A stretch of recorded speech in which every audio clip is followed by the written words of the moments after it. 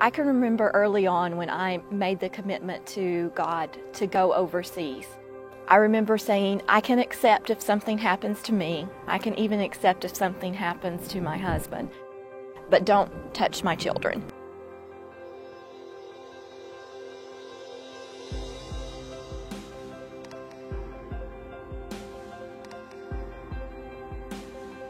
I think when we went to Lesotho, we knew it was going to be a challenge, but we knew that's what God was calling us to, and He called our family to that. My husband Danny and I serve in Lesotho in southern Africa. He's a pilot mechanic, and I'm a stay-at-home mom. I have 3 children, Evelyn, who we call Evie, my son Caleb, and my son Jackson. We've been with Mission Aviation Fellowship in Lesotho, Africa, just a tiny country. I can fly to the other side in about 40 minutes. It's rugged, it's mountainous. We interact with a lot of people that are sick. Officially, Lesotho is the 3rd highest HIV rate in the world. So physically, it is a dying country. It's a country that HIV is just devastating to the people of Lesotho. We use the airplane as a tool to help bring medical care to the mountain Lesotho. We were in Lesotho about a year when my wife was at Bible study and a brick pillar collapsed on a hammock my daughter was on and basically destroyed her left leg from the knee down. When Evie first had her accident, it was basically just panic, fear. I was in shock. I like any mother would be. Where no matter where you are, it's the same response. We spent a week in ICU in southern Africa, and then we medevac to Dallas, to Scottish Rite Children's Hospital in Dallas. Now she has a prosthetic leg. After the accident, there was some question about whether we want to go back. I felt very betrayed by God. I felt like He had let me down. I did not want to go back to Lesotho.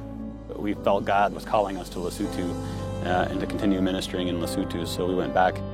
Oftentimes in a society like Lesotho, if you lose a limb, you're automatically the bottom of society. You're the one begging on the street for food. There was once a little girl named Pulang that was 16 years old in high school.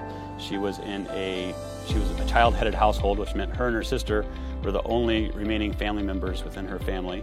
And she lost her leg when a school building collapsed on top of her leg and tore her leg off. And basically, Evie and I were the ones that went to the hospital and had to tell her that they couldn't reattach her leg. Evie was running around the hospital room, and eventually I called Evie over and pulled Evie on my lap and pulled Evie's leg off to show her that she had a prosthetic leg. And we told her that we would help her get a prosthetic leg. And through probably 3 to 4 months later, visiting with surgeons and doctors, we were able to help her get a prosthetic leg and help her guarantee that she could walk and not automatically, be limping around on crutches for the rest of her life. So it's been cool to see Evie take her experience and help kids in Lesotho that have a similar experience. I didn't go back on my own power. I went back because God gave me the strength to do that.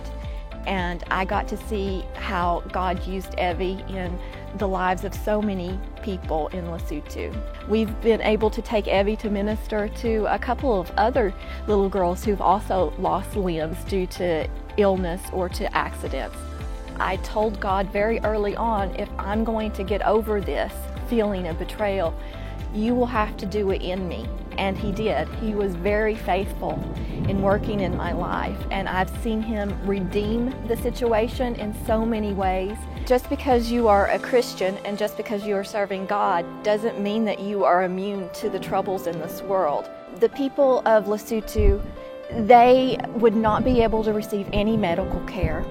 They would not receive the supplies that they receive. They would not be able to leave their mountain villages and go to a hospital when they are seriously ill. It seems like almost daily we have some sort of medical evacuation. That wouldn't happen without the airplane. People would have to remain in the village or take public transport that could take hours, days to get to a hospital somewhere else.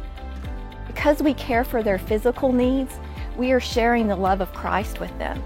And they are much more open to hearing the gospel when they know why we are doing what we do. We love them because Christ loved us first. God has asked us to join Him in helping the Lesotho people. It really isn't a task that He's given us, it's more of a blessing and an invitation.